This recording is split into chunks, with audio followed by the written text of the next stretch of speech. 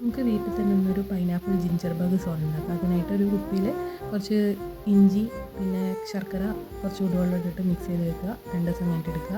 അത് കഴിഞ്ഞിട്ട് നമുക്ക് പൈനാപ്പിൾ ജ്യൂസ് ഉണ്ടാക്കിയിട്ട് പൈനാപ്പിൾ ജ്യൂസിൻ്റെ അകത്തേക്ക് ഈ ജിഞ്ചർ ബഗ് 3 ദിവസം വെച്ചിട്ടുള്ള ജിഞ്ചർ ബഗ് ഒഴിച്ചെടുക്കുക. അത് കഴിഞ്ഞ് സോഡ ഒരു 3 ദിവസം കഴിഞ്ഞിട്ട് നമുക്ക് ആയോ എന്നുള്ളത് നോക്കാം. അപ്പോൾ അത് ഓപ്പൺ ചെയ്യുന്ന സമയത്ത് പറഞ്ഞ് പൊന്തിട്ടൊക്കെ വരുന്നുണ്ട്.